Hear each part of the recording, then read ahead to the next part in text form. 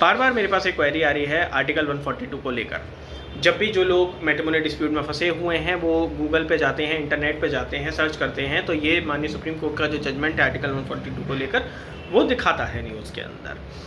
तो लोगों के मन में सवाल आता है, क्या हम आर्टिकल 142 का इस्तेमाल करके तलाक ले सकते हैं? तो ये जानना बहुत ज़्यादा ज़रूरी है कि आर्टिकल 142 कोई तलाक देने की धारा नहीं है। ये माननीय सुप्रीम कोर्ट की इनहेरेंट पावर है to ensure the complete justice, पूर्ण न्याय करने की धारा है ये। इसमें माननीय सुप्रीम कोर्ट ये बात समझता है कि जब आप सालों साल आप अपना समय व्यतीत कर लेते हैं कोर्ट कचहरी के अंदर तलाक के मुकदमे लड़ते हुए, तो वहाँ पर शादी बचाने जैसा तो कुछ बचता है नहीं। तो सुप्रीम कोर्ट आपको आसानी से 142 में तलाक दे सकता है, ये है बस। अब एक सवाल जो बहुत ज़्यादा कॉमनली पूछा जाता है कि साहब हमारे डाइवोर्स में कितना समय लगेगा। अब इसका जो जवाब है, मैं मजाक में एक बात कह देता हूँ कि अभी तुम्हारी बीवी को तुम 1 करोड़ 2 करोड़ 10 करोड़ जो रुपए मांग रही है दे दो, तुम्हारा अभी हो जाएगा, कोई समय नहीं लगेगा।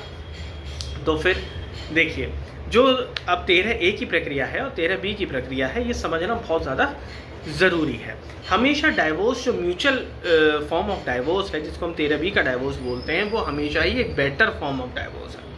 आप दोनों पक्ष बैठिए, और ग्लोबली भी अगर हम डेटा देखें तो 13B को ही हमेशा प्रेफर करा जाता है। इवन 13A को भी, डाइवोर्स को भी कोर्ट अक्सर कोशिश करती है कि वो 13B में कन्वर्ट हो जाए। दोनों जनों को सेपरेट होना ही है तो वो म्यूचुअली हो जाए। लेकिन अक्सर हिंदुस्तान के अंदर ये बात देखी जाती है कि ईगो वॉर सेटअप होती है और बहुत एलिगेशंस इतने उल्टे सीधे लग जाते हैं कि दोनों पार्टियों का बैठना ही असंभव हो जाता है।